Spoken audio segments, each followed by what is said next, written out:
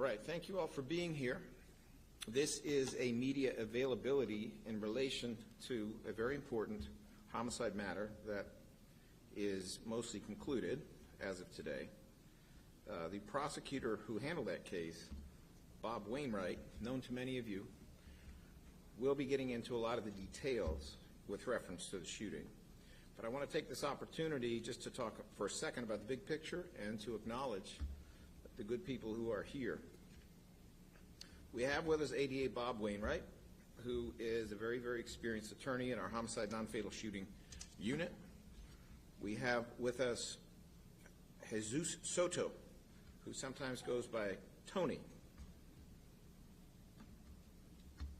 He's the father of Josh Soto.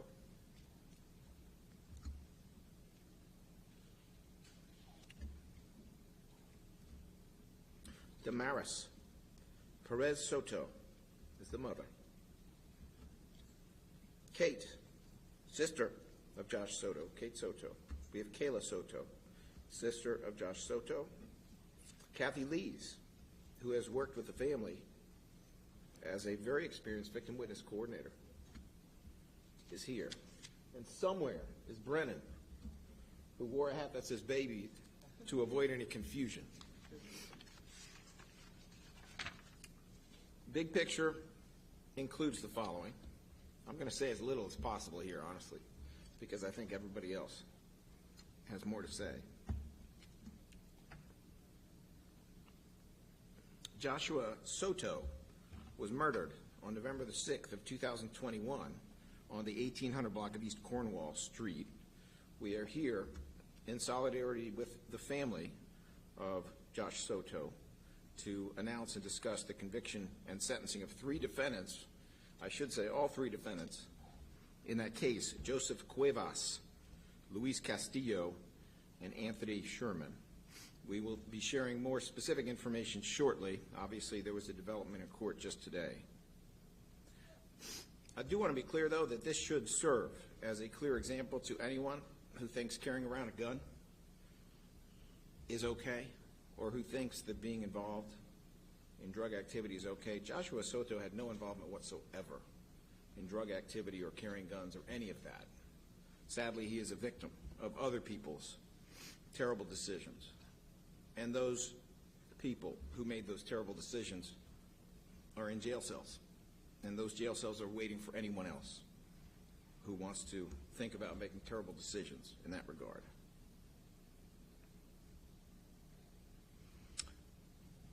At this time, I think it might be best to have Mr. Wainwright come forward and provide some details about the case, but only after you all see a video of Joshua Soto. The video itself is something that the family will explain, the circumstances of the video, but I think it gives you a pretty good sense of Joshua.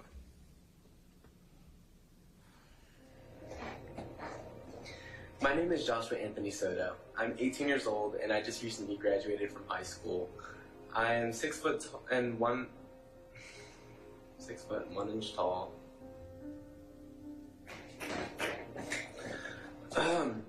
My name is Joshua Anthony Soto. I'm 18 years old and I just recently graduated from high school. I am 6 foot and 1 inch tall. I currently live in the Juniata Park section of Philadelphia, Pennsylvania. My love for skating began very soon after I got onto the ice on my 10th birthday after my dad took me for a surprise. Boy, was I surprised. I've never really seen much of figure skating or ice skating in general. Just growing up with a lot of very local sports.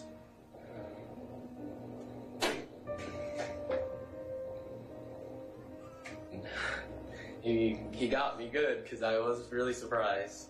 I got him to take me every weekend after that just because I was so mesmerized with the cool tricks, spins, and jumps that the other skaters would showcase in the rink. After some convincing with my parents, I got them to sign me up for some group lessons when I was about 12 years old. and I started doing some moves in the field, a little bit here, a little bit there. I knew that like many people who look like me don't necessarily have the opportunity to go out and do a lot more with the sport. Honestly, I didn't really care what the odds were or the outcome at the time. I just wanted to keep fueling my passion. I quickly found out that training and everything like that would be countless hours. Just completing repetitive exercises each and every day would really help with, just being a better... I can't even freaking speak, bro. What the I'm not doing...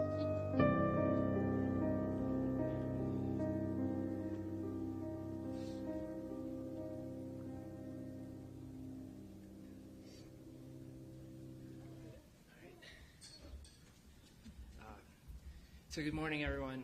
My name is Robert Wainwright. I had the honor and privilege of being the prosecutor on this case. And as the DA just told you, this was a murder that happened on November 6th of 2021. It happened inside the home of an individual who was a friend of Josh Soto. He was a person who had started basically dealing drugs from this house, and two of the defendants in this case, Anthony Sherman and Luis Castillo, had been to this house about 2 days prior to the murder. And while they were there, they had smoked some weed, they had exchanged numbers, and they decided after they left that this would be potentially a good person to rob. Rob of his drugs, rob of his money. It seemed like he wasn't, this particular target of their robbery wasn't perhaps aware of the dangers associated with drug dealing. He seemed like a trusting guy, and he had been so trusting that he had actually shown off a couple handguns that he owned. So he had a revolver and a .40 caliber semi-automatic handgun. And he had shown these off to Castillo and Sherman, and they decided that they were going to rob him, and they came back 2 days later. But when they came back, they needed some muscle with them. So what they did is they brought another 24-year-old individual named Joseph Cuevas. And Cuevas was the one person who actually brought his own gun. So they go and they text Z, is the Zbigniew Still, is the individual who was drug dealing from his home, and he testified at the trial. He said they were on their way. They arrive, and you can even hear on Ring camera video that was hanging on Z's door. You can hear them arrive and get welcomed in. The fact of the matter was that Josh Soto, who knew Z from school, and I'll just say that in the toxicology that's part of any autopsy, Josh Soto's was completely clean. He wasn't even using drugs. He was a friend of this individual Z's from school, but he was as you know, he was a pretty accomplished skater on a pretty rigorous fitness routine. So he was there literally watching Netflix when these individuals arrived, 3 of them. And you can hear them on the video get on the Ring camera, you can hear them get welcomed into the home, and they're inside the home for about 10 minutes before the murder takes place. And we know that, again, because we can hear the shots as they ring out. But before they committed the robbery, they had to convince Z to show off his guns again. So they did exactly that. They kind of asked if they could smoke a little weed with Z. They started that. They even brought some Hennessy with them as kind of a gift to make them think that they were all on friendly terms. And once Z handed over these 2 guns of his to Mr. Castillo, who's the defendant who was actually sentenced this morning, it was at that point that Castillo took those 2 guns that belonged to Z, pointed him right back at Z, and basically announced the robbery. At that point, Z kind of lunged for the guns, and as that happens, Cuevas, who's already pulled out his own firearm, shoots Z in the abdomen, then shoots Josh Soto, who was paying no attention to anything that was happening up until this moment, watching Netflix, and shoots Josh Soto in the chest. Josh, 18 years old, incredible athlete, actually had the adrenaline to make it outside the house before he collapsed outside. Cuevas then turns the gun back on Z and shoots him twice more, shoots him again in the abdomen and then again in the leg, before both Cuevas and Castillo flee. Sherman, who was also there and never touched a gun, he actually was the first one to flee from the home. And this was an interesting situation because we had, in this case, evidence of two different witnesses who survived. We had the drug dealer, Z, and we had this other individual, Sherman, who gave a statement early on. Both of these statements completely corroborated one another in terms of who did what and who shot whom. Sherman was arrested very shortly afterwards, and Castillo was arrested 2 days after him, within days of the murder. These are both people that Z knew from the previous time being there. Cuevas was the one who had been in that house only for the first time on the date of the murder. And it took some time to develop the case, and I just want to sincerely thank the detectives on this case who worked tirelessly. I know it was tough for the family for a long period of time. We all knew who we suspected to be the main shooter, which was Joseph Cuevas. But in order to build a case against Cuevas, we did need to go through, we basically needed the cooperation of the non-shooter in this case. And we, once there, we also, it's a big news still, the owner or the resident of the home, he was an incredibly important part of the case against Cuevas. I mentioned just a moment ago that Cuevas was a suspect right from the get-go. The getaway car in this case was actually registered to Cuevas, and it was found torched in northeast Philly a couple weeks after the murder. And also when Cuevas was eventually arrested in this case, he was arrested on September 10th of 22. So it was about a year after, it was almost a year after the incident occurred.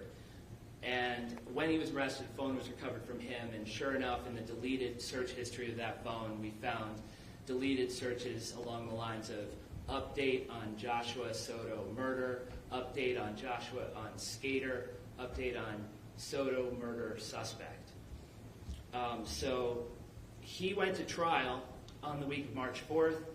It was a one-week trial before Judge O'Keefe, and he was found guilty of second-degree murder of Joshua Soto, sentenced to life. He was also found guilty of attempted murder and all other charges. And as I said, Luis Castillo, who was sentenced this morning, he received a sentence of 35 to 70 years by the Honorable Judge Scott O'Keefe, and he pled guilty in this case actually shortly before jury selection. So he pled guilty the Friday before jury selection, and then the sentencing was today. I said it was an honor to prosecute this case because this was a set of facts where the decedent was an 18-year-old young man who was an incredible person. I've heard a lot of stories over the course of time that I've had this case about Josh Soto, not just from his parents, but I was inundated with emails of people who knew Josh Soto through the skating club, just wanting to make sure that there was justice for Josh Soto. And this was a young man who, even though he was just an incredible ice skater, by all accounts, he was the kind of person that was an incredible part of the skating community, always willing and wanting to help other people, all ages, young, old. He was just an incredible person. And his parents are incredible people, and it was an honor for me to get to know them. So, should I turn it over at this point? Back to you. Thank you, Bob. Mr. Wainwright, of course, will be available to answer questions about the details of the case, and the only questions that we will be entertaining today are about this case in light of the fact that the family are all here. It is my pleasure at this time to call forward Jesus Soto, the father of Joshua, Damaris Perez Soto, the mother of Joshua, to say whatever is on their heart. Kate and Kayla, would you stand with them? And also Kathy Lees, who's done an amazing job as a victim witness coordinator with the family. Would you stand on the left side with them? And I'll go over here somewhere.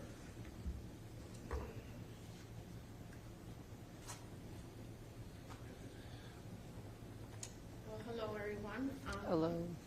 Hi. Hi. As you can tell, I'm a little nervous, but I just wanted to point out the uniqueness and the passion that my son had and was. He was a pillar to his community. He loved his peers. He was a very humble young man. His passion for skating was out of this world. Not only for himself, while he grew in his passion and in his uniqueness, because he was a very unique young man, he also wanted to help others in his community, as well as in school. He belonged to not only the skate club, but he also belonged to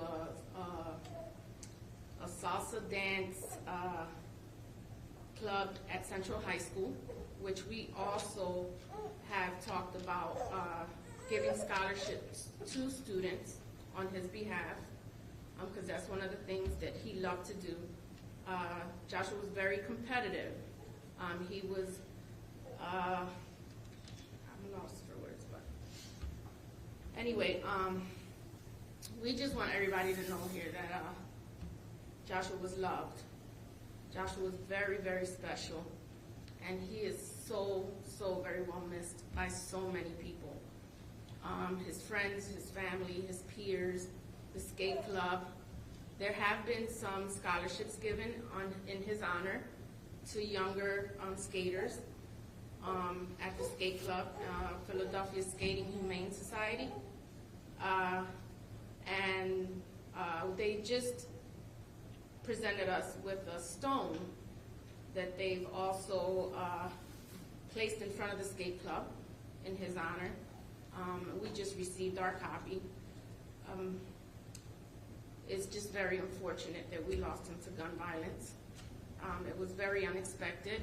Joshua wasn't a street kid, believe it or not.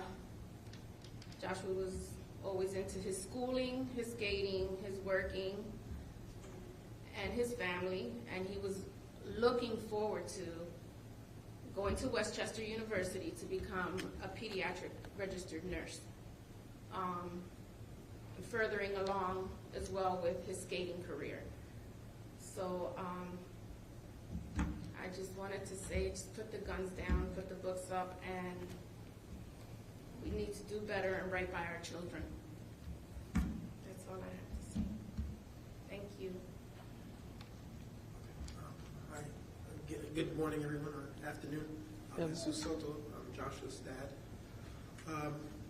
If you look at his picture, he embodied that smile would warm up. It was infectious. It was his character. It was his modus operandi. He just came. He embodied love. Anyone he met could feel genuine love. He had a passion not only for his family, his friends, in the ice world, and he just did not want to have any obstacles in his way. Just because one of the things in the video he did 2 months prior to this unfortunate incident, he did a video, and he really mentioned his passion and his desire to know that someone like him from the neighborhood, Juniata Park neighborhood, could aspire and become a national competitor, being a gold medalist in less than 2 years, to aspire at that rate and that level. He was special. We miss that. We miss his smile. We miss his specialness. We miss his, and the reason why there's a stone at the front door of the skate club, because when he walked through that door, it was just love, and it was infectious. And he just aspired to be the best person he could be. Wrong place at the wrong time.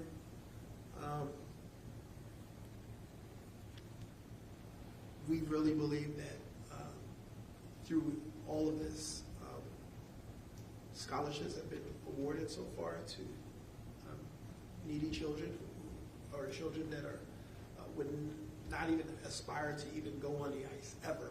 So we've been fortunate enough to have that first round, and so we want to just thank again the police that were involved, the detectives, the countless phone calls, the ADA Rainwright, the DA's office reaching out, even on Saturday evenings and things of that nature. So there was always constant communication. We really appreciated that from that, and just knowing that we'd had someone who would battle for our son and who would stand and not only about the crime but about our son. He wasn't just a statistic. He was a human being who just aspired to be the best. And so we just want to thank you all, and I think that's it. Kayla. Hi guys, my name is Kate. I'm Joshua's older sister. I just wanted to say thank you to the DA's office, to Larry Krasner and his whole team, Wainwright, for someone who now works with the police, and I get to see things from a different perspective living in the city. It truly breaks my heart. Just a little more, just to see that there's so many young kids who lack, who are in need.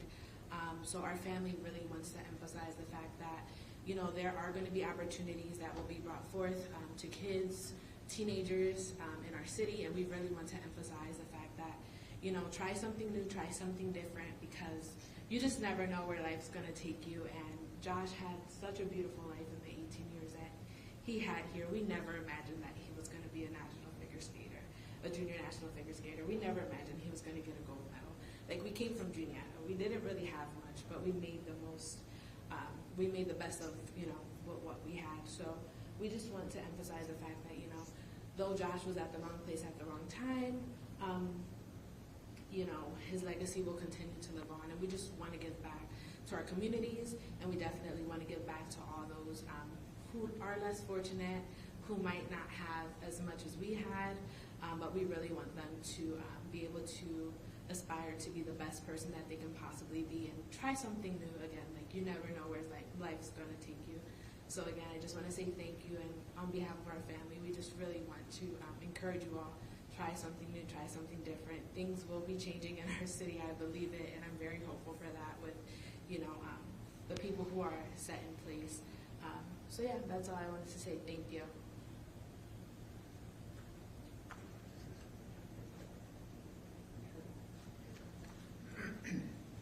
All right, thank you all for your comments about Joshua. At this time, we will entertain questions, and we will let everyone ask questions about this case. It is very important, given the presence of the family, what they've been through, that these questions stay on this case. If you have questions about something else, you know how to reach out. You can reach out by email, but in light of the presence of the family and out of respect for their experience, that is how I would ask you to proceed. Channel 3 CBS, Mr. Burton? No? Not here? Okay. No questions? Let's see, Channel 6 ABC, Ian Doherty? Any questions? No? Telemundo's not here, it appears. Okay. Half. If I don't speak Spanish well enough to ask the question in Spanish, but if you could answer in Spanish for Telemundo, what's helping you all be able to continue to move forward even though you're still grieving? So that question is For the family, I think, right? yes. Okay. Would you come forward to the microphones, or they won't be able to hear your answer to that? Why don't you go? Well, first and foremost, I want to thank God, because if not for, it has to be in Spanish. Well, if not, I'll try. Okay. Okay. Pues primeramente quiero darle gracias al Señor, porque por Él estoy aquí, por Él tengo fuerzas, las fuerzas que tengo que mantener para seguir viviendo en honor a mi hijo, Joshua, y para los demás hijos míos y mis nietos, y por el apoyo de mi familia, de mis amigos, pero quiero darle más las gracias a mis compadres que se llaman Alan y Jennifer Painter, que han estado ahí con nosotros desde el principio. Y eso es todo.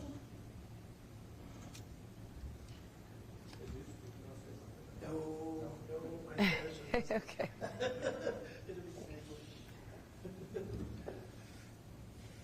Do you have any other questions? Yes. Well, I was just waiting for you to call NBC. Sure. Leah Uko, Yes. 10 NBC, still you. Yes. Yes. Another question for the family, and then I'll pass it to you as well. How do you feel about, this happened in 2021, but justice was served. A lot of families sometimes lose hope, thinking that authorities have stopped working on the case. Is there any message to families who may be grieving and are losing hope that they could feel justice? That's for both parties. And that's in English. Yes. Okay. Well, my message is we never stop, we never quit. We are seeking money right now, in fact, in order to have a cold case unit so that we are not just looking back a couple years. It becomes easier to work closely with the police department to go back 20 years and 30 years and do what needs to be done. But as you can tell from Mr. Wainwright, as you can tell from Kathy Lees, who is a victim witness coordinator, PPD never stops, and this office never stops trying to solve crimes and bring justice to people who have lost something precious. Yes, it was for both parties. Okay. Yes. So I just want to give thanks to DA Larry Krasner and his team. I want to thank Bob Wainwright, Kathy Lees, Detective Murray, and Detective Ortiz, because without them, this would not have been possible. And without God, it wouldn't have been possible. And my message to the families are, put God first, stay in prayer, pray without ceasing, and just never lose hope, because there will be a final day where justice will be given and justice will be done. So my biggest message is, vengeance is of the Lord, and victory is ours. Amen. Yeah. So I just, speak to families who haven't yet gotten the good news that, the people who have murdered their family members are away behind bars. I just want to say, continue to have hope, continue to have faith. Faith has been our solid foundation for our family. Growing up in a household where faith was first in our family, things got a little rocky. We never expected to lose our loved one the way we did, but continue to have faith and believe in the people who are, handling the cases. Also be persistent. If you don't have answers and you want answers, send an email, call people up. But we do have people, as like Wainwright, who are there for us. These ADAs and DAs, they have done an amazing job. So they are doing their job. Sometimes things take a little longer than we want them to take, but things are happening, and we just want you guys to just remember, put your faith first, and everything else will follow. Thank you. Ma'am, will we have your spelling of your name? My name? Yeah. It's Kate. And the last name Soto. is so. Okay. Thank you, Kate. I'll just say one more thing that kind of kept us together was community. We just want to we really want to thank the community for stepping up as well.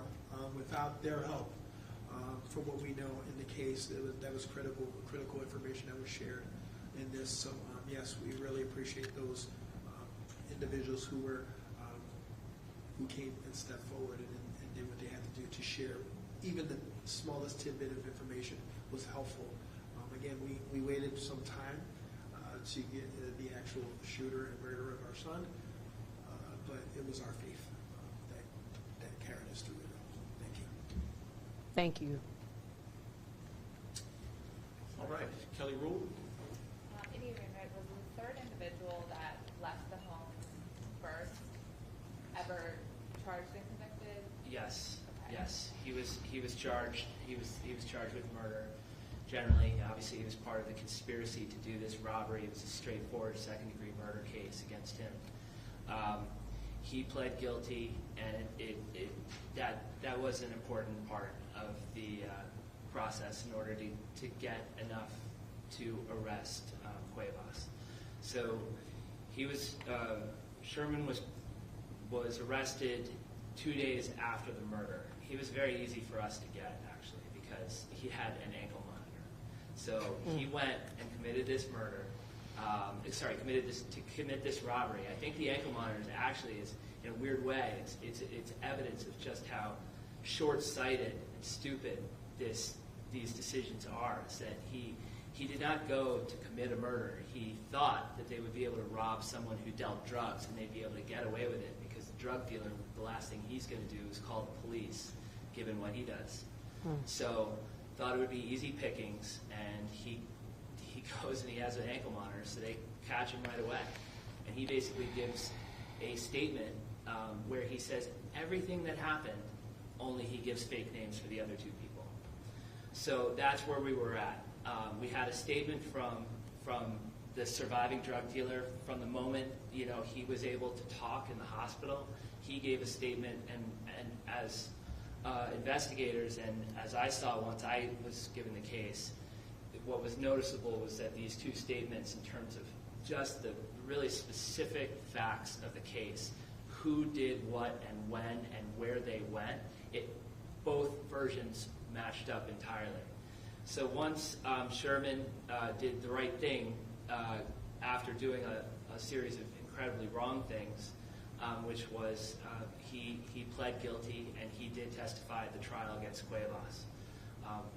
Z is the big news still. He also testified at the trial, and both of those individuals identified unequivocally Joseph Cuevas as the person that killed Josh Soto and the person who shot Z all 3 times. And what was you mentioned what Castillo was sentenced to, but I don't know if you said what Cuevas and Sherman. So Cuevas was sentenced immediately after trial to life in prison without parole. And he was sentenced to additional sentences for the attempted murders, the big news still, and the gun possession charges, and the robbery. And because it's a life sentence, that was all concurrent time, but individual sentences for those.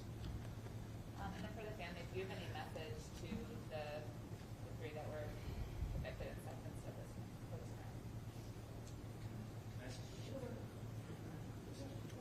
crime? I know it's to the family, but I do want to say one of the most amazing things about the Sotos is they now, today was the 3rd sentencing that they spoke at. Mr. Soto spoke at the sentencing for Cuevas on the same day that he was convicted and sentenced to life. They both spoke at the sentence for Anthony Sherman. That was about a month ago. I believe it was April 5th. And that was one of the more amazing sentencings I've been a part of because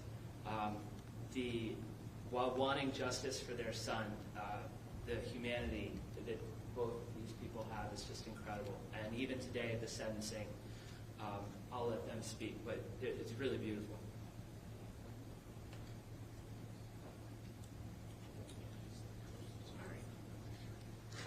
So the message I had for them, which I had spoken to 2 out of the 3, unfortunately we couldn't really give Cuevas a message under the circumstances.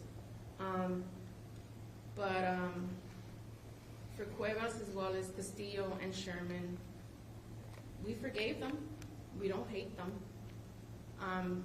My personal feeling towards them is sorrow and disappointment. I just hope that whatever help is given to them there while they're incarcerated, that they take it.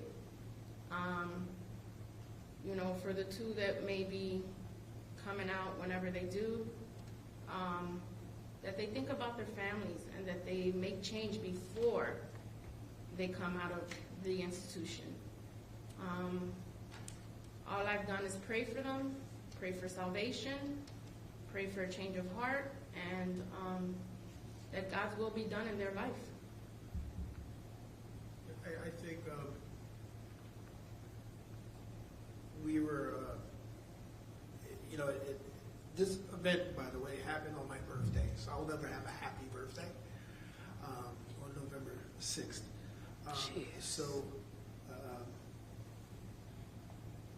But one thing in terms of our faith and our belief, we really wholeheartedly forgave individuals because we must. And so that burden has been released.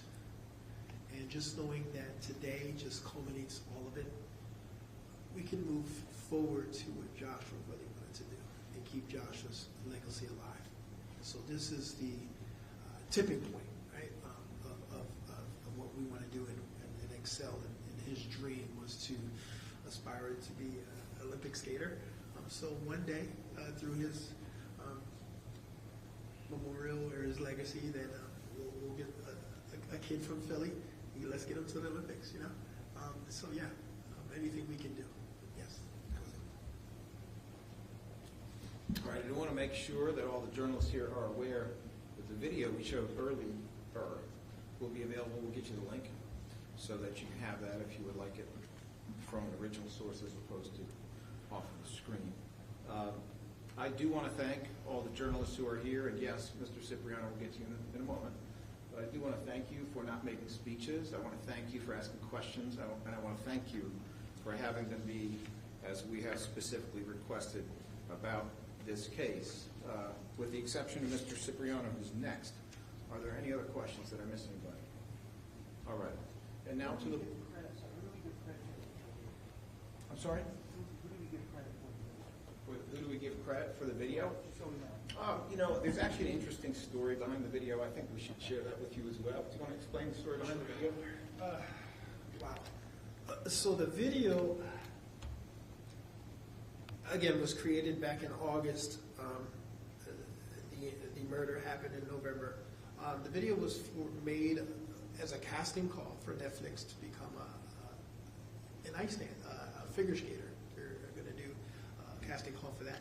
And so that was his casting call video. And so if you see the cuts, the various cuts, it's because Joshua was a perfectionist. And he just wanted to, it was repetitive. And so, you know, so it was real candid, really candid. So that video is just a culmination of all the, from the beginning, from when he first began skating, and skating with his partner, his ice dance partner, and things of that nature. And so it was actually a casting call questions, but we never thought it would be used for a memorial video at all. So this just happened months prior to that. Yeah. Thank you.